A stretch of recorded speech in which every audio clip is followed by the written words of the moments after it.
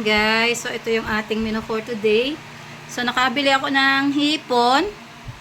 Yan, sariwang hipon guys. What you call this? Hinugasan ko na siya, natiktikan na, then nalagyan ko na ng bawang at sibuyas. So naggagayat pa ako ng sibuyas. So may kamatis siya, then lalagyan ko ng sili. So mamaya pakikita ko sa inyo yung iba pang ingredients ng ating lulutuing hipon. Gali pang ano to, pang prito guys. What do you call that? Ukoy na hipon. Ayan, nakita nyo, oh, ang ganda ng hipon. Oh. Hugas na yan guys. Malinis na. Yan. So later, pakikita ko sa inyo yung mga ingredients pa natin na ilalagay. Ayan, naggagayat tayo ng sili.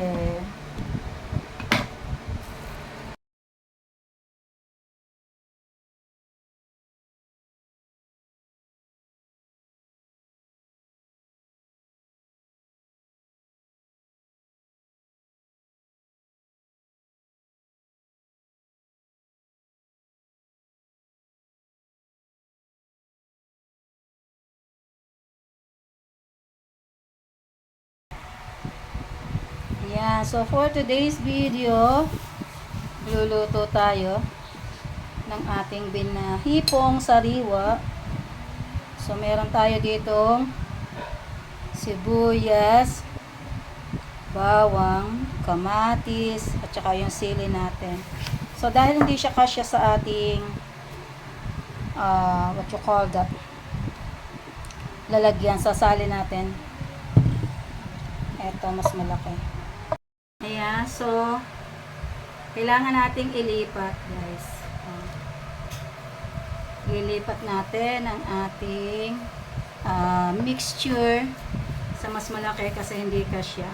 So yung kamatis, sili, sibuyas, bawang, yan. Marami kasi, so hindi kakayanin.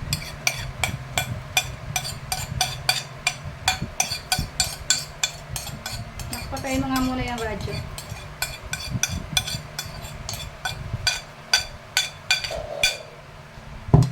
Ayan. So, mix na muna natin siya. Nakabot mo nga sa akin ng asin. Nalimutan kong damputin ko.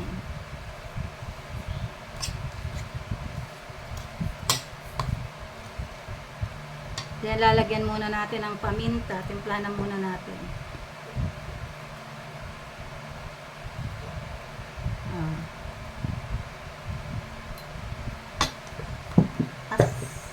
Yung puti. Saka gunting.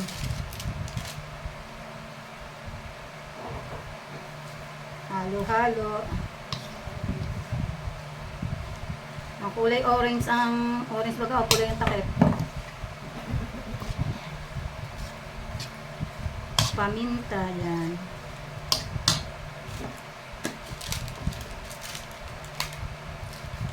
Ating seasoning.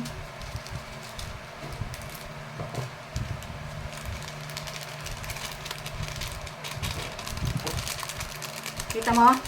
Nasa baba lang,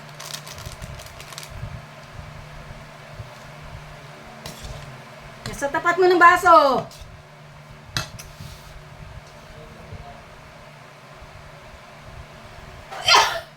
Yan.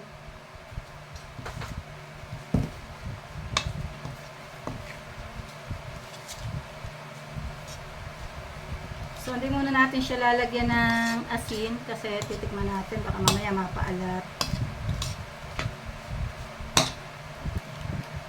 Lagyan din natin ng oyster sauce.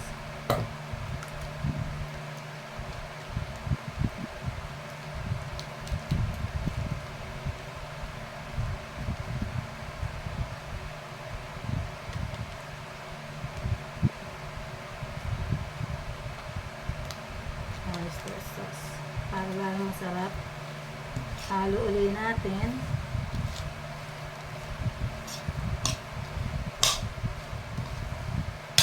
So mag-scoop tayo ng harina at saka cornstarch. Ayan, half cup to, half cup o 1/4. So dadalwahin natin.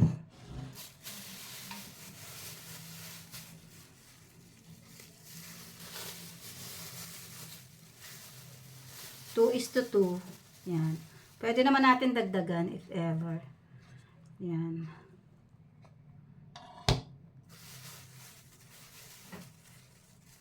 Level lang na.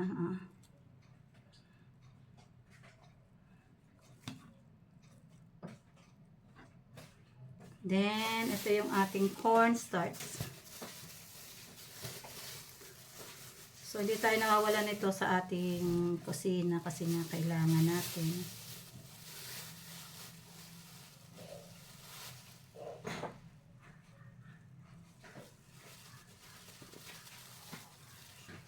Ayan.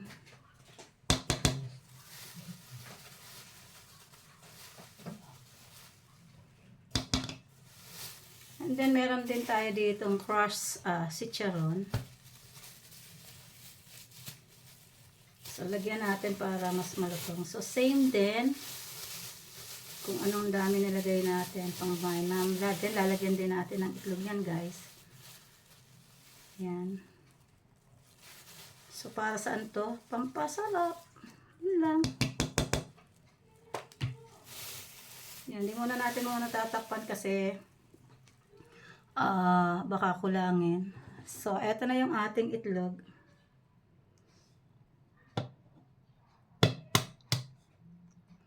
Sagin lang natin. Yan. Ang ganda ng itlog. Dalawa yung itlog na nilalagay ko.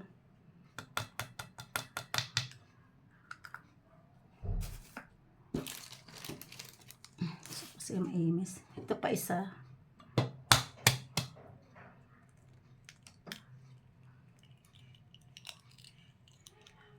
Yan.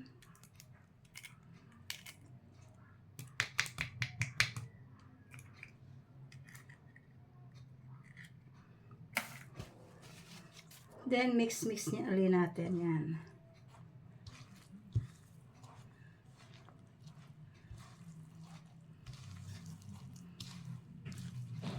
Pag well coated na yan. So, tingnan natin na mamaya. Ready to fry na natin to. So, hindi pwede nito ang aking anak kasi ay hipon. Papainit pa tayo ng ulam.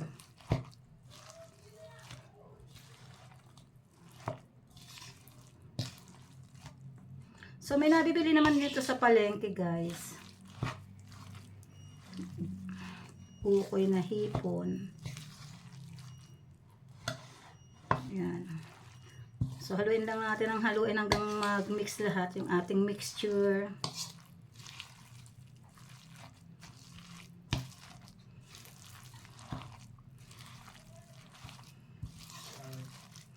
Hanggang sa mabayin lahat, coated.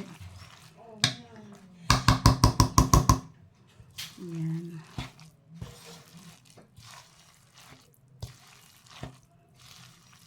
Kung sa inaakala nyo kulang pa, pwede naman magdagdag.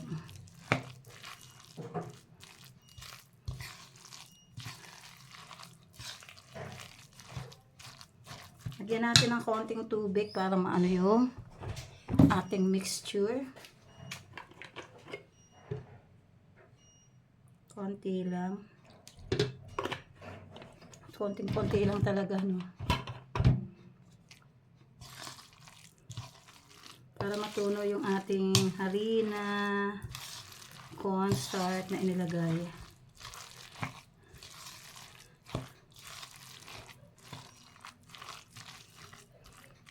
Then, set aside muna natin ito, guys. So, para masipsip lahat yung lasa, yung mga pampalasa. Kasi kung piprito natin agad, hindi pa naman natutunaw lahat yung pampalasa.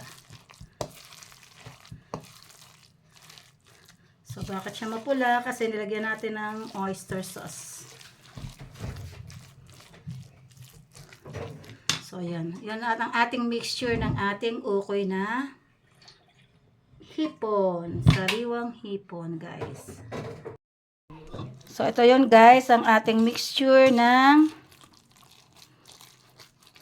ukoy na hipon.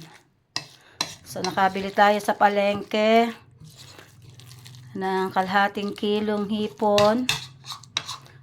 100 ang kilo nito. So, kalahati, 50 pesos lang.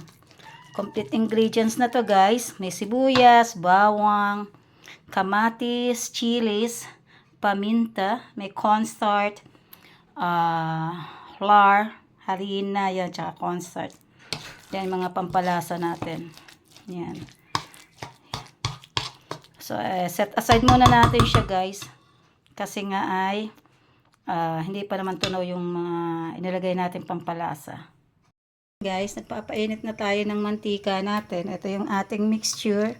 So, magta-try muna tayo na magprito para malaman natin kung mag-a-adjust tayo ng ating panlasa. Ayan. Antay lang natin kumulo yung ating mantika. Mainit na yung ating mantika. Then, maglagay tayo ng isang scoop lang yan. Ito, isang scoop. Then, palalaparin naman natin siya dyan dito sa ating mantika. Ayan. Titisain natin siya para lumapad.